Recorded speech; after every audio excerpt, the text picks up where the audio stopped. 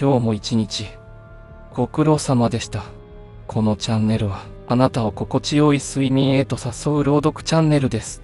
恐怖とスリルが交差するホラーストーリーで不思議と心が安らぐ夜をお届けします。この動画はホラーオリジナルストーリーを5話お届けします。当チャンネル眠りの語り部ではあなたの夢のお供になる物語をご用意していますので、深い眠りへと旅立つ前にぜひチャンネル登録をよろしくお願いします。それではおやすみなさい。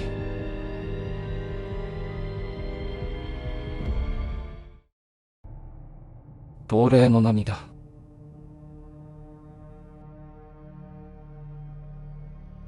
マイケル・コールはロンドンの私立探偵であり、不思議な事件を追うことに情熱を燃やしていた。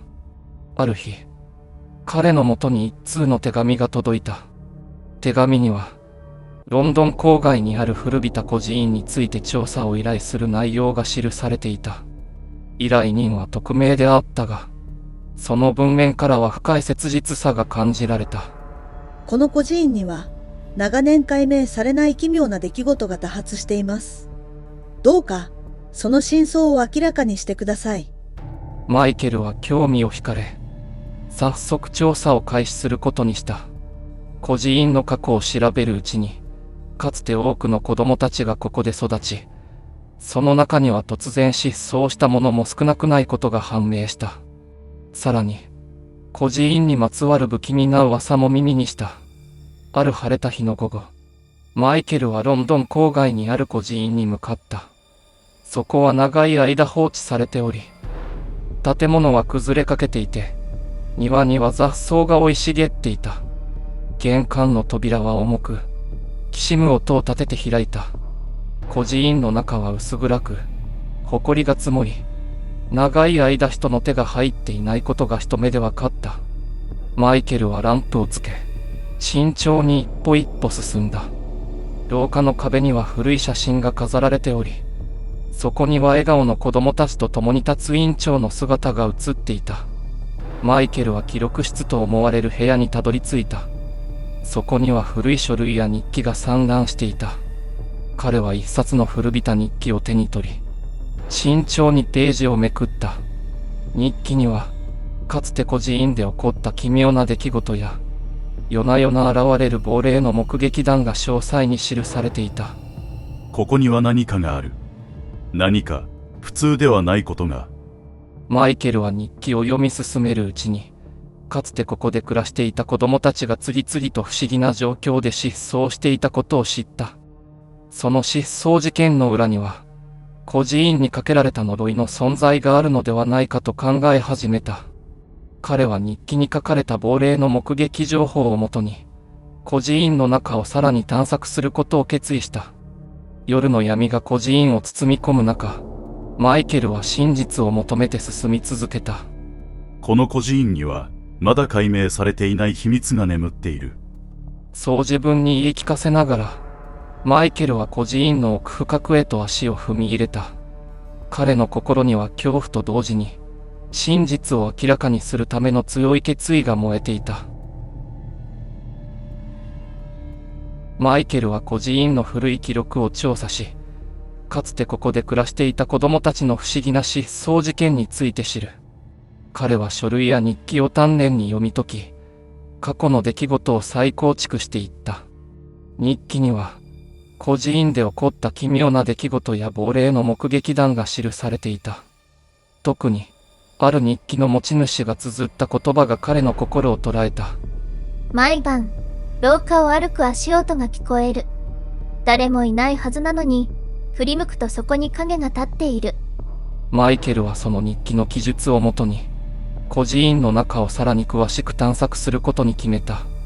彼はランプを手に取り、薄暗い廊下を進んでいった。壁には古い写真や絵が飾られており、その中には失踪した子供たちの姿もあった。彼が記録室に戻った時、古びたファイルを発見した。ファイルには、失踪した子供たちの名前や写真、そして彼らが最後に目撃された場所についての情報が記されていた。マイケルはその情報をもとに、各部屋を訪れていった。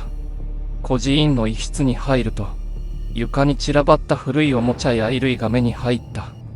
彼は部屋の隅に置かれた古い木箱を開け、中を調べると、そこには手書きのメモが入っていた。この部屋には何かがいる。夜になると彼らの泣き声が聞こえる。マイケルはそのメモを手に取り、孤児院で何が起こっていたのかを推測し始めた。子供たちが何かに怯えていたこと、そしてその何かが彼らを次々と消し去っていた可能性があることを感じた。彼は記録室に戻り、さらに調査を続けた。次に見つけたのは、院長の日記だった。日記には、子供たちの失踪についての詳細な記述とともに、院長自身が不気味な現象を体験していたことが書かれていた。ある夜、私は廊下を歩く足音を聞いた。振り向くと、そこには誰もいなかった。しかし、冷たい風が私を包み込み、不安な気持ちが広がった。マイケルは院長の日記を読み進めるうちに、孤児院全体が呪われているという確信を強めた。彼は、失踪した子供たちの霊が未だにこの場所に留まり、何かを訴えかけているのではないかと考えた。その夜、マイケルは孤児院の廊下を再び歩き始めた。暗闇の中、彼の足音が静かに響いた。ふと、彼は背後に何かの気配を感じた。振り向くと、そこにはぼんやりとした影が立っていた。誰だ？マイケルは声をかけたが、影は静かに消えていった。彼はその瞬間、孤児院の中で何かが確かに存在していることを確信した。亡霊たちは何を求めているのか、そして彼らの苦しみを解放する方法は何なのか。マイケルの調査はさらに深まっていった。マイケルは孤児院の記録をさらに掘り下げ、子供たちが不思議な状況下で失踪した悲劇の詳細を知る。その過程で、彼は孤児院にかけられた呪いの正体に近づいていった。孤児院の奥深くには、子供たちが描いた不気味な絵が数多く残されていた。絵の中には不気味な影や、泣き顔の子供たちが描かれており、彼らがどれほど恐怖を感じていたのかが伺えた。マイケルはこれらの絵が何を意味するのかを解明するため、さらに調査を続けた。ある日、彼は孤児院の地下室へと向かった。地下室は長い間封印されていたが、日記の記述を手がかりに扉を開けることができた。地下室の中は薄暗く、冷たい空気が漂っていた。中には古びた箱が置かれており、そこにはかつて孤児院で働いていた看護師の手記が入っていた。手記は、かつて孤児院で働いていた看護師のものであり、彼女が目撃した奇妙な出来事や、子供たちの失踪に関する詳細が記されていた。夜になると、子供たちは一人ずつ姿を消していった。彼らは何かに怯え、部屋の隅に隠れるようにしていた。しかし、朝になると彼らは消えていた。マイケルは手記を読み進める中で、看護師がある儀式を目撃していたことに気づいた。儀式は古い呪文とともに行われ、亡霊たちを呼び寄せるものであった。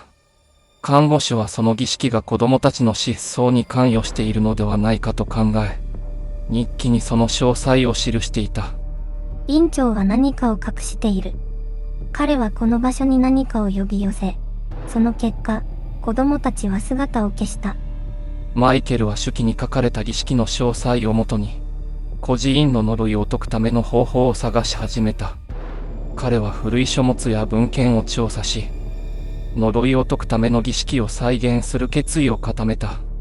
その夜、マイケルは孤児院の地下室で儀式の準備を始めた。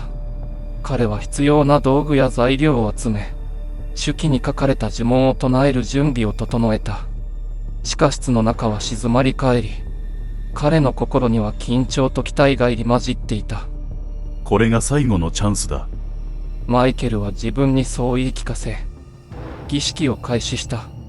呪文を唱え始めると、地下室の空気が変わり、周囲の温度が急激に下がった。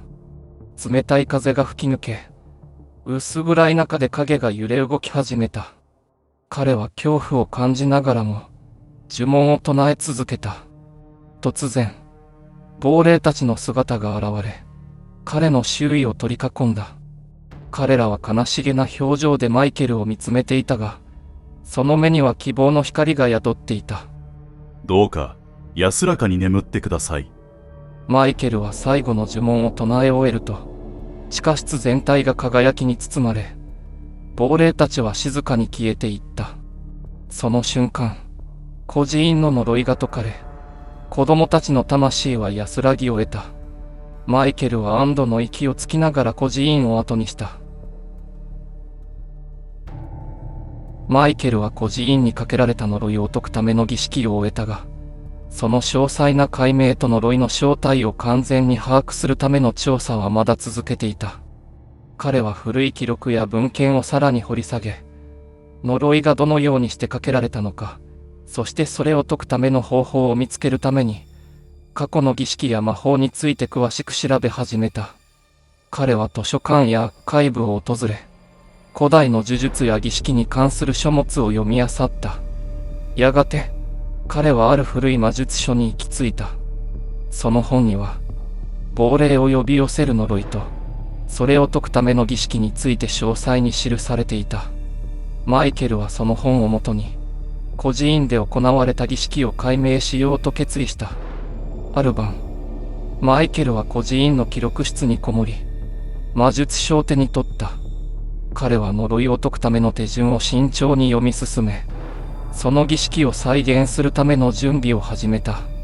魔術書には、必要な道具や呪文、儀式の行われる場所と時間が詳細に記されていた。これが、すべてを解決するための鍵だ。マイケルは心の中でそう誓い、必要な材料を集め始めた。彼は孤児院の地下室に戻り、そこに祭壇を設置した。彼は魔術書に記された呪文を唱え始め、儀式の準備を整えた。儀式が始まると、地下室の空気が再び変わり、周囲の温度が急激に下がった。冷たい風が吹き抜け、薄暗い中で影が揺れ動き始めた。マイケルは恐怖を感じながらも、呪文を唱え続けた。突然、亡霊たちの姿が現れ、彼の周囲を取り囲んだ。彼らは悲しげな表情でマイケルを見つめていたが、その目には希望の光が宿っていた。どうか、安らかに眠ってください。マイケルは最後の呪文を唱え、儀式を終えた。その瞬間、地下室全体が輝きに包まれ、亡霊たちは静かに消えていった。孤児院にかけられた呪いは解かれ、子供たちの魂はようやく安らぎを得た。これで、終わったんだ。マイケルは安堵の息をつきながら、孤児院を後にした。彼の心には、達成感とともに深い感謝の気持ちが広がっていた。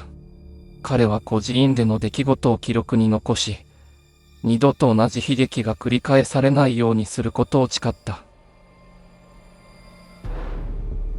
マイケルはロンドンに戻り、孤児院での出来事を整理し、詳細なレポートを作成することに専念した。彼は自分が発見したこと、経験したこと、そして呪いを解くための儀式について詳細に記録した。彼のレポートは、孤児院にまつわるすべての真実を明らかにするものであり、亡霊たちの名誉を回復するための重要な一歩だった。マイケルは孤児院での調査結果を公表するための準備を進めた。彼はメディアや学術界に向けて講演会を開催し、孤児院の呪いとその解決について話すことにした。講演会の日、会場には多くの人々が集まり、彼の話に耳を傾けた。皆さん、私はロンドン郊外にある古びた孤児院で、数々の不思議な出来事と向き合ってきました。そこで私は、失踪した子供たちの亡霊と出会い、彼らの苦しみを解放するために尽力しました。マイケルは静かな声で語り始めた。彼の話は徐々に会場を引き込み、聴衆は息を飲むようにして彼の言葉に耳を傾けた。彼は孤児院での調査の詳細、発見した記録、そして呪いを解くための儀式について一つ一つ説明した。この孤児院にかけられた呪いは、古代の儀式によって生じたものでした。子供たちはその儀式の犠牲となり、亡霊としてこの場所に留まっていたのです。しかし、私は彼らを解放するための儀式を行い、呪いを解くことに成功しました。マイケルの話が終わると、会場は静まり返った。その静けさの中で、彼の言葉が深く心に響いたことが感じられた。やがて、一人の聴衆が立ち上がり、拍手を送り始めた。その拍手は次第に広がり、会場全体が感動の波に包まれた。講演会が終わった後、マイケルは多くの人々から感謝と敬意を受けた。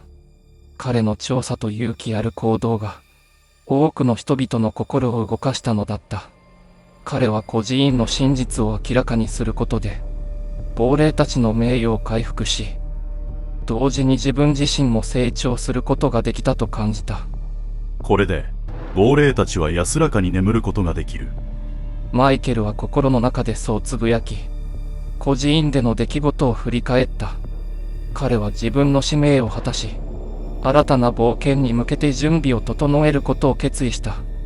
数日後、マイケルは再び孤児院を訪れた。そこには穏やかな静けさが漂っており、かつての不気味な雰囲気は完全に消え去っていた。彼は孤児院の中央に立ち、心の中で亡霊たちに感謝の気持ちを伝えた。あなたたちのことを忘れない。いつまでも。マイケルは静かにそう語りかけ、孤児院を後にした。彼の心には、達成感とともに新たな希望が広がっていた。彼は過去の悲劇を乗り越え、未来へと歩み続けることを決意した。これからも彼の冒険は続く。新たな謎が彼を待ち受けている。そして彼は、その謎を解き明かすために、再び歩み出すのだった。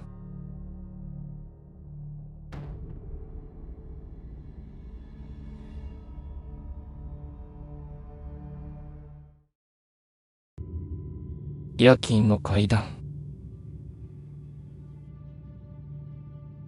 美咲は病院の夜勤に入っていた。深夜になると病棟は静まり返り、独特の緊張感が漂っていた。ある晩、急変した患者が出て、病棟内は一気に慌ただしくなった。美咲は心臓マッサージを行いながら、患者の容体が安定することを祈っていた。しかし、心電図モニターが足りず、別の棟にある保管庫まで取りに行かなければならなかった。美咲、急いで心電図モニターを取ってきてくれ。アキラが指示を出す。美咲は急いでエレベーターに乗り込み、別の棟へ向かった。保管庫は真っ暗な廊下の奥にあり、静けさと暗闇が彼女の不安をかきたてた。足音が廊下に響く中、美咲は早く戻りたい一心で歩みを早めた。廊下を進むうちに、美咲は突然足元からきしむ音が聞こえ、恐怖心が増した。彼女は振り返るが、誰もいない。心臓がドキドキと音を立て、不安感が増していく。冷静にならなきゃ。と自分に言い聞かせながらも、足は自然に速くなっていた。美咲は怖くなり、無線でアキラに助けを求めた。アキラ、誰か一緒に来てくれない？ここ、何か変な音がするの。アキラはすぐに駆けつけてくれ、二人で再び廊下を進むことにした。しかし、再度きしむ音が聞こえ、二人は立ち止まった。聞こえた。これ、なんだろう。美咲が不安そうに尋ねる。大丈夫、気のせいだよ。早くモニターを取って戻ろう。アキラは冷静に答えたが、その表情にはわずかな緊張が見えた。二人は慎重に進み、ついに保管庫にたどり着いた。美咲は急いで心電図モニターを探し始めたが、保管庫の中で車椅子の音が聞こえ、再び不安が襲ってきた。アキラ、今度は車椅子の音が聞こえた。しかし、アキラには何も聞こえていなかった。美咲、早くしよう。患者が待っている。二人は急いで心電図モニターを持ち、再び廊下を戻り始めた。廊下の途中で、再びきしむ音が聞こえた。二人は無言で廊下を駆け抜け、エレベーターに飛び乗った。エレベーターが動き出すと、二人はほっとしたように息をついた。何だったんだろう、あの音。と美咲がつぶやくと、アキラも同意するようにうなずいた。モニターを持って病棟に戻った美咲とアキラは、急変した患者の対応を再開した。美咲は心臓マッサージを続け、アキラはモニターをセットした。緊迫した状況の中、二人は必死に患者の命をつなごうと努力した。患者の容体は次第に安定し、やがて朝を迎えることができた。美咲は疲れ切っていたが、患者が無事であることに安堵した。よくやった、美咲。今夜は本当に大変だったな。とアキラがねぎらいの言葉をかけた。ありがとう、アキラ。でも、あの廊下と保管庫の音がまだ気になってるの。美咲は夜中の出来事が頭から離れず、その不安をアキラに打ち明けた。もしかして、あそこには何かあるのかもしれない。でも、とりあえずは無事に終わったからよかったよ。その言葉に少し安心した美咲は、疲れた体を引きずりながらも、休憩室で少し休むことにした。アキラも同様に、彼女の隣で横になり、深い眠りについた。朝が近づくと、他の看護師たちも病棟に戻ってきた。美咲はその間に感じた不安や恐怖を思い返しながら、仕事を続けた。病棟は徐々に日常の喧騒に包まれ、不気味な夜の出来事は一時的に忘れ去られた。翌朝、美咲はベテラン看護師の遥に夜中の出来事を話した。遥はその話を聞き、少し驚いた表情を見せた。美咲、その保管庫の横にあった喫煙室で、昔亡くなった患者がいたのよ。その患者がよく車椅子を使っていたって聞いたことがあるわ。遥の話に、美咲は驚きを隠せなかった。じゃあ、私が聞いた音って。そうね。その患者の霊がまだそこにいるのかもしれないわ。でも、大丈夫。彼らも私たちと同じようにここにいるだけだから。遥の言葉に、美咲は少しだけ安心したが、心の中にはまだ不安が残っていた。遥はさらに続けた。実は、私も昔、あの廊下で同じような音を聞いたことがあるの。車椅子の音や、きしむ音。最初は怖かったけど、次第に慣れてきたわ。霊たちもここで何かを伝えたいだけなのかもしれない。美咲はその話を聞き、少しずつ理解し始めた。霊たちは悪意があるわけではなく、ただ存在を示しているだけなのだと感じた。その夜から、美咲は廊下を通るたびに霊たちの存在を感じるようになったが、恐怖よりも不思議な安心感を覚えるようになった。彼女は霊たちも自分たちと同じように、この病院で過ごしていると感じるようになった。夜勤の翌日、美咲は仕事を終え、自宅に戻った。疲労感とともに、昨夜の不思議な体験が頭から離れなかった。彼女はベッドに横たわり、廊下で聞いたきしむ音と車椅子の音を思い出した。霊たちもここで何かを伝えたいだけ。美咲は遥の言葉を思い返しながら、霊たちが何を伝えたかったのかを考えた。彼女は霊たちの存在を感じながら、彼らが見守ってくれていると信じるようになった。翌日、病院に戻った美咲は、同僚たちに昨夜の出来事を話した。アキラや他の看護師たちも興味津々に話を聞き、それぞれの霊的な体験を共有し始めた。もしかしたら、霊たちは私たちに何か大切なメッセージを伝えたかったのかもしれないね。と、アキラが言った。ミサキはその言葉にうなずき、霊たちの存在を尊重しながら、これからも仕事を続けていこうと決意した。彼女は霊たちが見守ってくれていることを感じながら、毎日の業務に取り組んでいった。こうして、ミサキは霊的な存在との絆を感じながら、看護師としての仕事に励んでいった。彼女の心には、夜勤中に感じた恐怖が次第に消え去り、霊たちと共に過ごす病院での生活に慣れていった。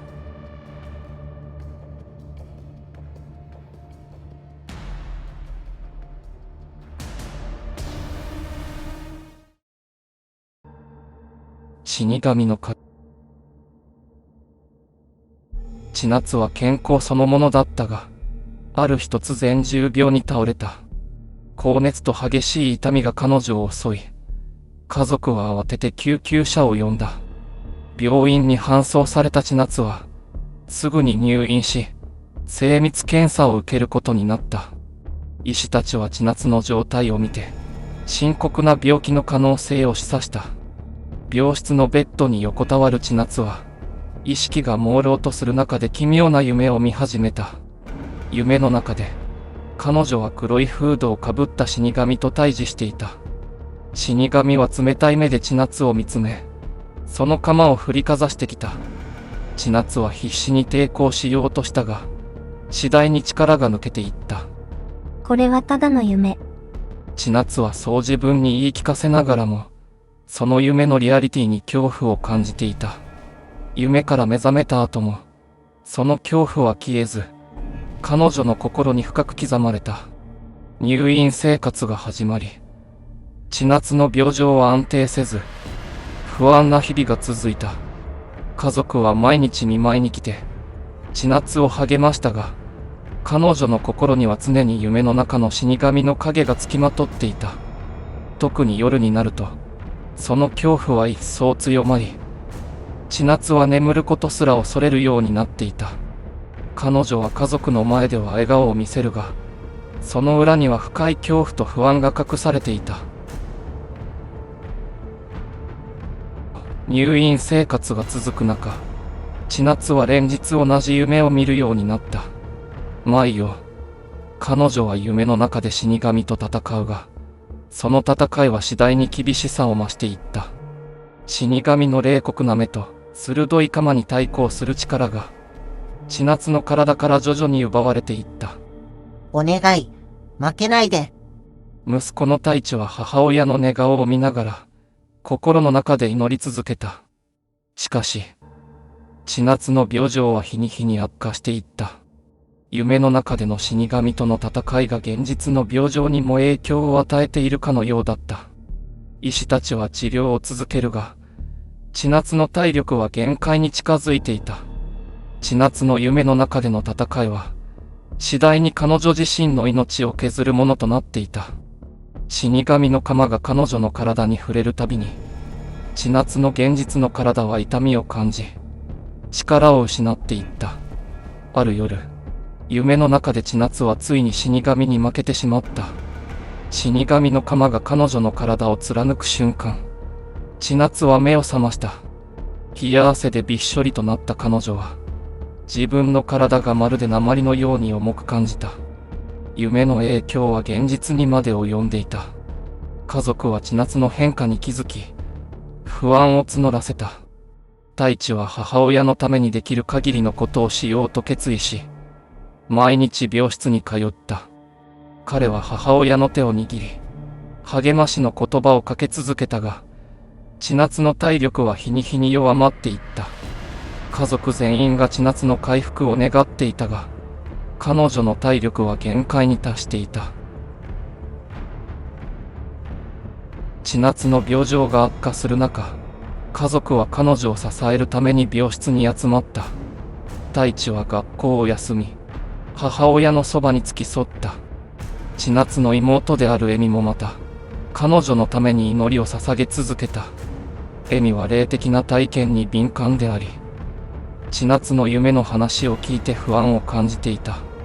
お姉ちゃん、きっと大丈夫。みんなで祈っているから。恵美は千夏にそう言って励ましたが、その言葉にはどこか自信が欠けていた。家族全員が千夏の回復を願っていたが、彼女の体力は限界に達していた。最後の夜、千夏は家族に囲まれて静かに息を引き取った。太一は母親の手を握りしめ、涙を流しながら彼女の最後を見守った。ありがとう、お母さん。愛してるよ。太一の言葉に応えるように、千夏の表情は安らかなものに変わった。彼女は家族に見守られながら、静かにこの世を去った。家族全員が涙を流しながら、千夏の最後を見届けた。その瞬間、部屋の中には何とも言えない静けさが広がり、家族は千夏の魂が安らかに旅立ったことを感じた。千夏が亡くなった後、家族は彼女の思い出を胸に、日々を過ごしていった。太一は母親の死を乗り越えるために、彼女が教えてくれた強さと愛を胸に刻み、新しい生活を始める決意をした。恵美もまた、千夏の霊的な存在を感じながら、日々の生活を続けていった。千夏が亡くなった後、家族や病院のスタッフたちは奇妙な体験をするようになった。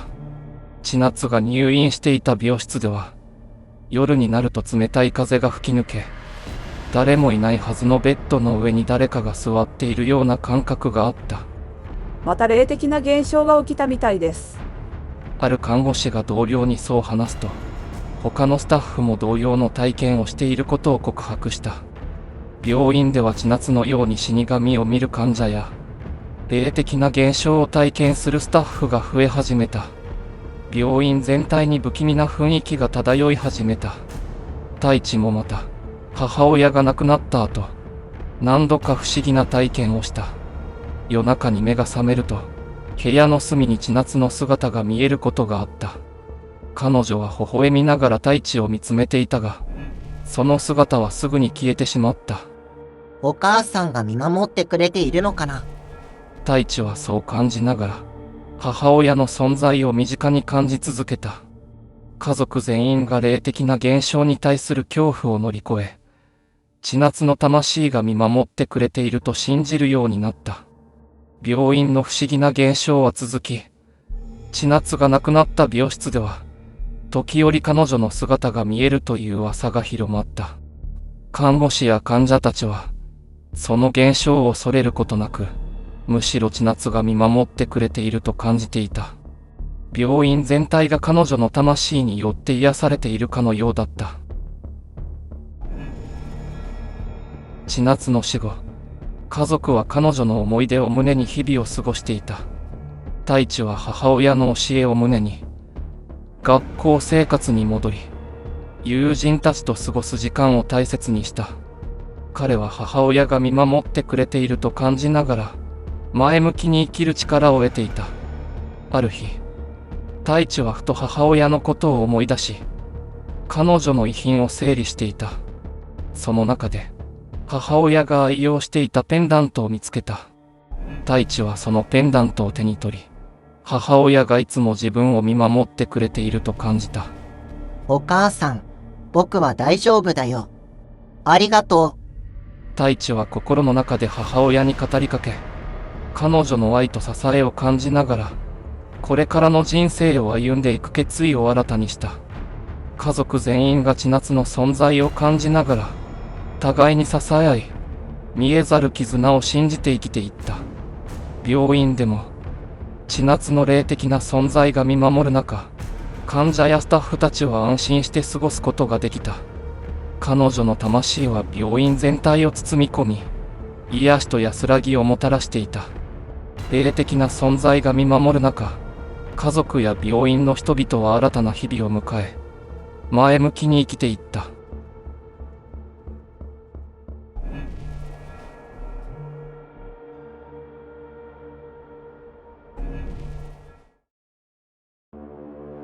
霧の松。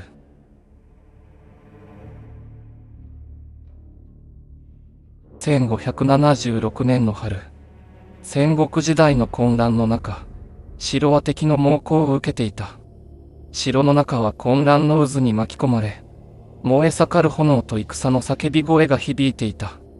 殿様は、忠実な乳母、千代に最愛の子供、若君を託すことを決意した。彼の命を守るために、千代に夜の闇に紛れて城を脱出するよう命じた。千代、我が子を頼む。どんなことがあっても、この子を守ってくれ。と殿様は厳しい表情で千代に告げた。千代は涙をこらえながら、はい、殿様。必ずこの子を安全な場所までお連れします。と力強く答えた。殿様は若君の無事を願い、彼女の手に託した。千代は秘密を守るために、重要な情報を記した紙を袖に縫い込み、若君を抱えて城を抜け出した。夜の闇に紛れて森の中を進む千代は、敵の目を逃れながら、必死に逃げ続けた。しかし、運命は無情だった。森の中で突然、敵の矢が飛んできた。流れ矢が千代を貫き、彼女はその場で倒れ込んだ。若君を守るために、千代は最後の力を振り絞り、殿様、申し訳ございません。とつぶやきながら息絶えた。若君もその小さな体で力尽き、静かに息を引き取った。翌朝、村人たちは森の中で千代と若君の亡骸を発見した。村人たちはその忠義心に心を打たれ、二人を手厚く葬ることにした。千代の忠義を伝えるため、彼らはその場所に松の木を植えた。この松の木は、千代の忠義と若君の悲劇を忘れないための象徴として村人たちの心に深く刻まれた。時が流れ、村人たちは城の落城と千代の犠牲を忘れ去っていった。しかし、松の木は静かに成長し続け、その場に訪れる者たちに何かを語りかけるかのように立ち続けた。松の木は次第に、霧の松、と呼ばれるようになり、村人たちにとって特別な存在となっていった。千代と若君の悲劇的な運命と、その忠義の物語は、松の木の下でひっそりと語り継がれることとなった。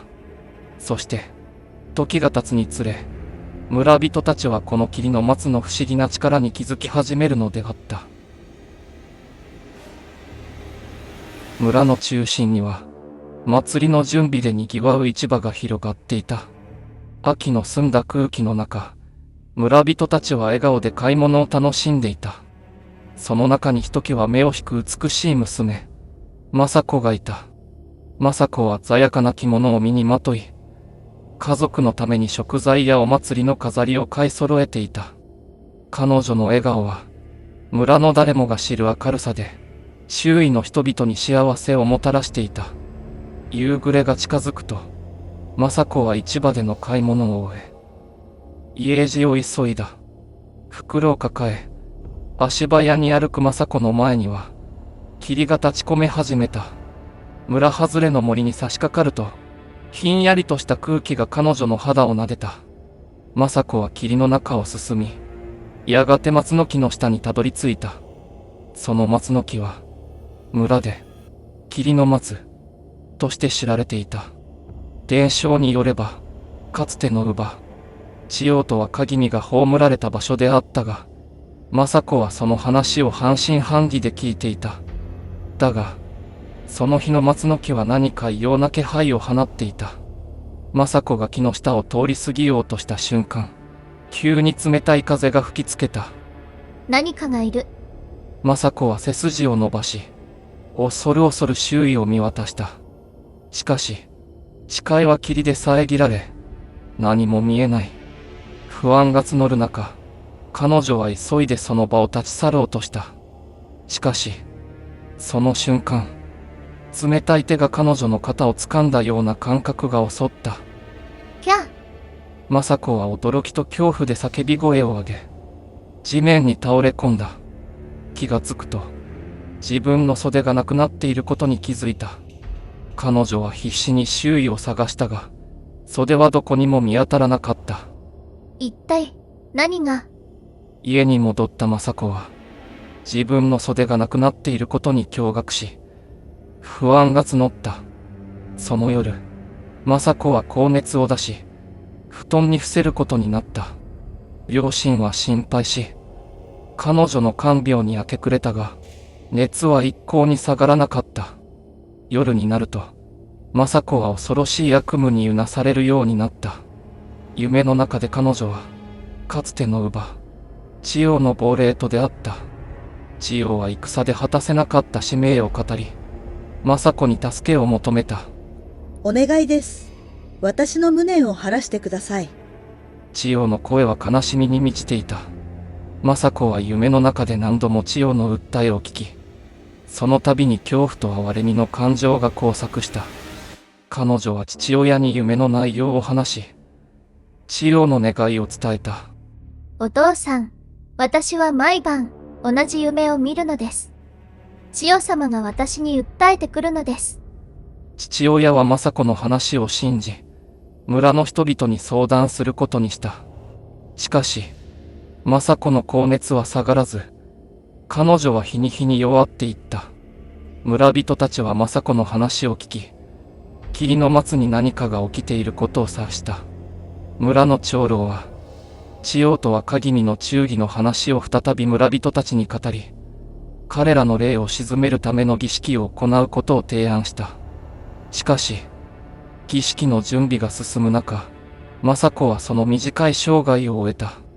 彼女の死は、村人たちに深い悲しみと恐れを与えた。雅子の死後、村人たちは決意を新たにし、霧の松の謎を解明しようと立ち上がるのであった。雅子の死後、村人たちの間には不安と恐れが広がった。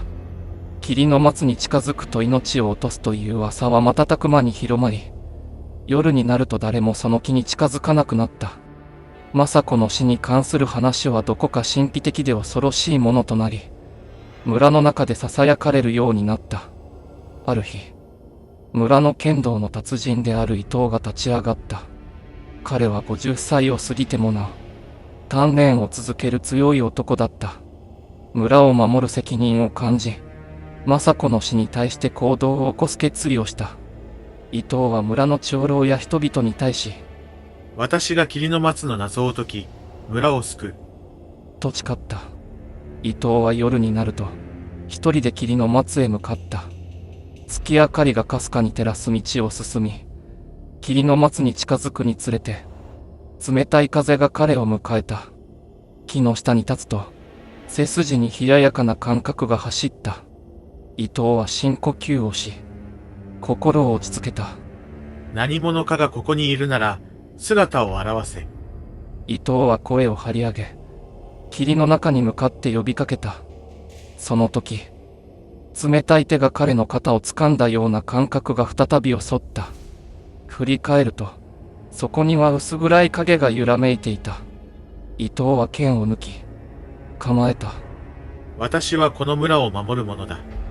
お前の正体を明かせ。影はじっと彼を見つめ、次第に形を成していった。それは千代の亡霊だった。彼女の目には悲しみが宿っていた。私の無念を晴らしてください。千代の声は風に乗って囁かれ、伊藤の心に響いた。彼はその言葉に耳を傾け、千代の願いを理解した。伊藤は剣を収め、深く頭を下げた。あなたの忠義を称え、私がその無念を晴らしましょう。伊藤はその場で誓いを立て、千代の霊に対して敬意を表した。しかし、彼が立ち上がった瞬間、突然の霊気が彼を襲い、意識を失った。翌朝、村人たちは伊藤の遺体を発見した。彼の袖はなくなり、冷たい地面に倒れていた。伊藤の死は村にさらなる恐怖をもたらし、霧の松の怪異はますます深まった。村人たちは、千代の霊が本当に存在し、その無念を晴らすために何かを求めているのだと確信した。村人たちは事態の重大さを感じ、役人の佐藤に調査を依頼した。佐藤は40歳の冷静沈着な役人で、これまで多くの難事件を解決してきた。彼は部下と共に村に到着し、霧の松の周辺を慎重に調査し始めた。この霧の松には何かが隠されているはずだ。私たちがその正体を暴こう。佐藤は村人たちにそう告げ、調査を開始した。彼はまず、政子と伊藤の死の状況を詳しく調べ、二人に共通する点を見つけようとした。彼らの遺体は共に袖がなくなっていたこと、そして霧の松の下で亡くなったことが判明した。佐藤と部下たちは夜の霧の松に向かい、怪異の正体を突き止めるべく、霧の中で待ち構えた。彼らは松の木の下で手を取り合い、何かが起こるのを待った。しかし、深夜になると再び冷たい風が吹きつけ、佐藤と部下たちは冷たい手に触れられたような感覚に襲われた。彼らもまた袖を取られ、次々と倒れていった。佐藤は冷静に状況を分析し、村人たちに一計を案じた。村の怪異の謎はますます深まり、霧の松はさらに恐ろしい存在として村人たちの心に刻まれていった。佐藤の調査隊が怪異に倒れたことで、村人たちはさらに不安に包まれた。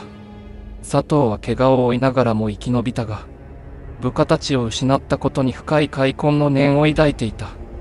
彼は村の長老と協力し、霧の松の怪異を解決するための策を練り始めた。潮の霊を鎮めるためには、彼女の願いを理解し、叶える必要がある。と佐藤は長老に語った。長老は村の古い書物を調べ、千代と若君の悲劇の詳細を再確認した。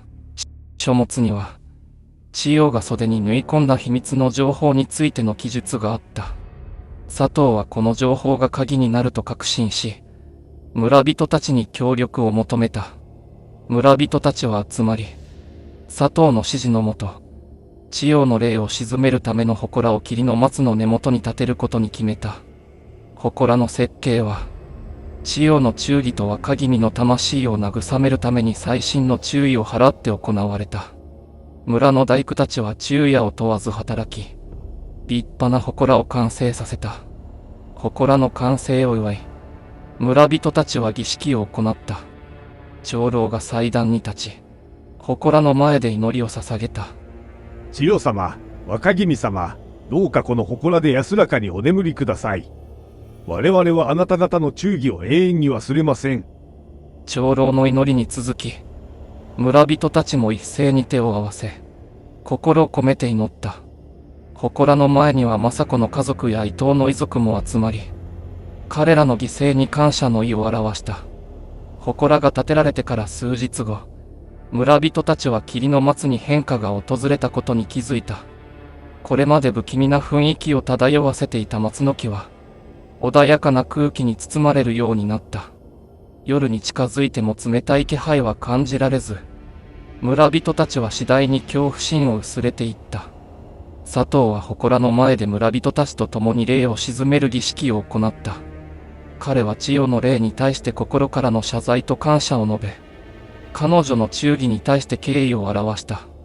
千代様、あなたの無念を晴らし、村を守るために尽力しました。どうか安らかにお眠りください。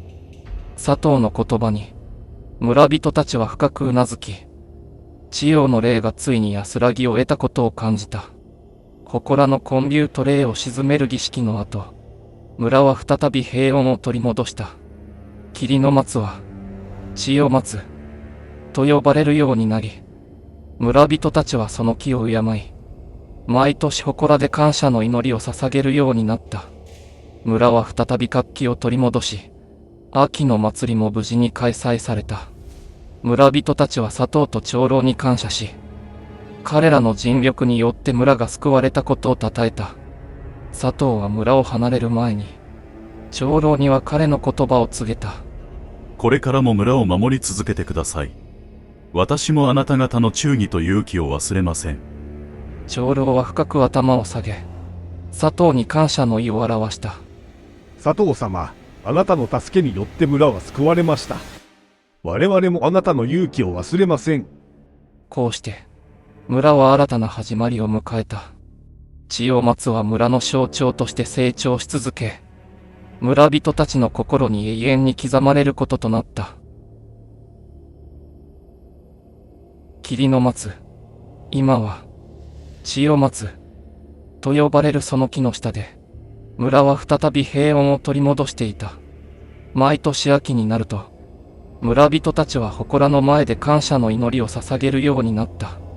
政子や伊藤の犠牲を忘れないため、彼らの家族は祠の世話をし続けた。村の子供たちにとって、千代松の伝説は特別な物語となった。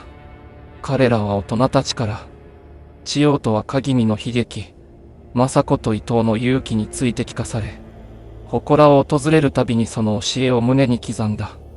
千代の忠義と無念を忘れないため、村は毎年の祭りの一環として、彼女の霊を慰める儀式を行うようになった。時間が経つにつれ、村には新たな息吹が感じられるようになった。千代松の周りには、美しい花が咲き乱れ、鳥たちがさえずる姿が見られるようになった。村人たちは、霧の松が再び穏やかな場所となったことを喜び、その恩恵に感謝した。佐藤は役人としての使命を果たし、村を離れていったが、彼の心には村での出来事が深く刻まれていた。彼は新たな認知に向かう前に、一度だけ千代松を訪れ、静かに手を合わせた。千代様、あなたの忠義は永遠に語り継がれるでしょう。佐藤の祈りは、風に乗って静かに木の葉を揺らした。村は再び活気を取り戻し、次第に繁栄していった。村人たちは千代松を守り、次の世代にその伝説を伝えることを誇りに思った。子供たちは、千代の勇気と忠義を学びながら成長し、村は一つの家族のように絆を深めていった。秋の祭りの日、村は特別な祈りを捧げるために集まった。長老は村の中央で、千代松の伝説を語り、村人たちはその言葉に耳を傾けた。私たちは、この千代松を通じて、忠義と勇気の大切さを学びました。これからも、この教えを胸に、村を守り続けましょう。村人たちは一斉にうなずき、祠に向かって静かに手を合わせた。千代松の葉が風に揺れ、村全体が一つに結ばれた瞬間だった。こうして、千代松の伝説は永遠に語り継がれ、村は新たな希望に満ちた未来へと歩みを進めていった。千代の忠義と勇気は、村人たちの心に深く根付いたまま、次の世代へと引き継がれていくのであった。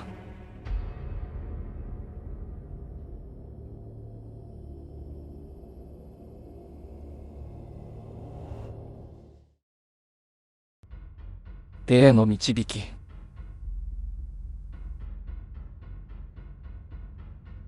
春人の家族は、父の転勤できた関東の建て売り住宅に引っ越してきた。新しい家での生活は、慌ただしい中にも新鮮さがあった。引っ越し当日、家族全員で荷物を運び入れ、新しい生活の準備を始めた。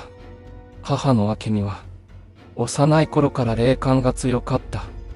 子供の頃に神棚に紫色の霞がかかっているのを見たことがあり、それ以来、霊的な現象に敏感になっていた。新しい家でも、明美は何かを感じ取っていたが、家族にはそのことを話さないようにしていた。新しい家には独特の雰囲気があり、明美は特に夜になるとその雰囲気が強くなることに気づいた。家族が寝静まった後、明美は家の中を静かに歩き回り、古い家特有のきしむ音や風の音に耳を澄ませた。彼女は、何かがこの家に存在していることを感じながらも、それが何であるかを突き止めることができなかった。ある日、明美はキッチンで料理をしていると、ふと背後に誰かの気配を感じた。振り返ると、そこには誰もいなかったが、彼女はその瞬間、自分が何か大きな変化の中にいることを感じた。新しい家での生活が始まり、彼女はこれから起こるであろう出来事に心の準備をし始めた。家族全員が新しい生活に順応する中、春人もまた、新しい学校に通い始めた。彼は新しい友達を作り、勉強や部活に励む日々を送っていた。妹の舞もまた、新しい環境に慣れ、学校生活を楽しんでいた。新しい家での生活は、家族にとって新たなスタートとなり、それぞれが新しい環境に順応していった。高校2年生になった春人は、新しい学校にも馴染み、友達もできていた。ある夜、春人は不思議な体験をすることになる。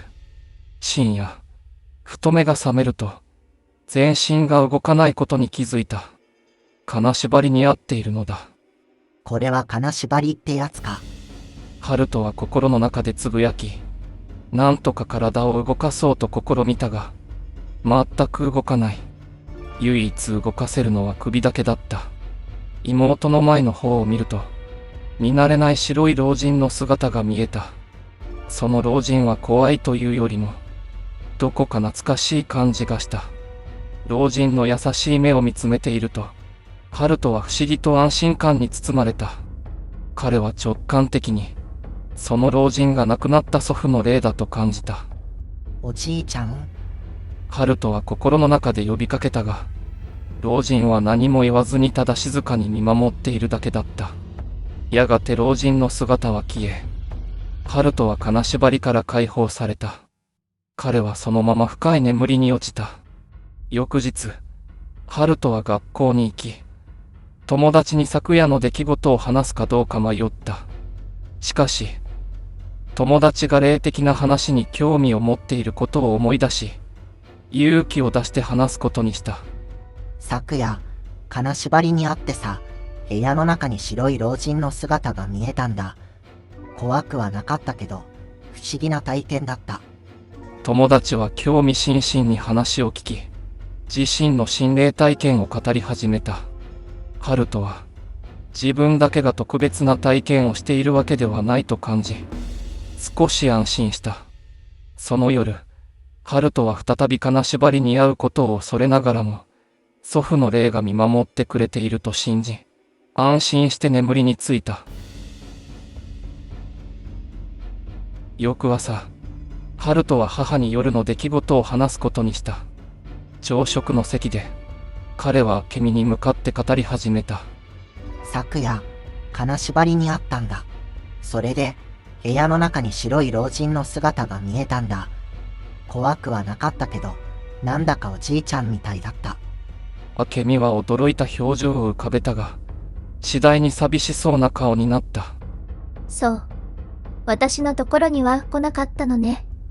明美の言葉に、春人は少し罪悪感を感じた。しかし、彼はその夜の体験を共有することで、家族との絆が深まることを感じた。でも、お母さん、おじいちゃんはきっとみんなを見守ってくれているんだよ。明美は春人の言葉にうなずき、少し微笑んだ。そうね。きっとそうだわ。それからというもの、家族は夜になるとリビングに集まり、各自の一日を報告し合うようになった。明美もまた、幼い頃に見た紫色の霞の話を家族に語り、皆でその不思議な体験を共有した。ある晩、家族がリビングでくつろいでいると、春人が再び不思議な体験をすることになった。リビングの窓から見える庭に、ふと白い影が動くのを見つけたのだ。春人はその影が祖父の霊であると直感し、家族にそのことを伝えた。今、庭に白い影が見えたんだ。きっとおじいちゃんが見守ってくれているんだよ。家族全員がその言葉にうなずき、見えざる存在を信じるようになった。春人の心霊体験は、家族全員の絆をさらに深めるものとなった。これが春人にとって初めての心霊体験であり、彼はそれを家族と共有することができた。明美は自分の霊感を信じながらも家族が見守られていることを感じることができた。新しい家での生活は霊的な体験を通じて家族の絆をさらに強めるものとなった。その後もハルトは時折不思議な感覚に襲われることがあった。特に夜中にふと目が覚めると誰かに見守られているような気配を感じることがあった。彼はその度におじいちゃんが見守ってくれているのだと思い、安心感を覚えた。ある晩、再び金縛りにあったハルトは、今度は前回よりもはっきりとした感覚で体が縛られているのを感じた。しかし、前回と同様に、怖さは感じなかった。静かに目を開けると、そこには再び白い老人の姿があり、優しく微笑んでいた。また来てくれたんだね、おじいちゃん。ハルトは心の中で語りかけた。老人は何も言わずに、ただそこに立っているだけだったが、その存在だけでハルトには十分だった。老人の姿はしばらくして消え、ハルトは再び深い眠りに落ちた。翌朝、ハルトは家族に再び昨夜の出来事を話した。母の明美は、今度は微笑みながら彼の話を聞いていた。おじいちゃんがまた来てくれたのね。きっと、私たちを見守ってくれているんだわ。家族全員がその言葉にうなずき、見えざる絆を感じながら日々を過ごしていった。ハルトは、祖父の霊が見守ってくれていることを信じ、これからも家族と共に歩んでいく決意を新たにした。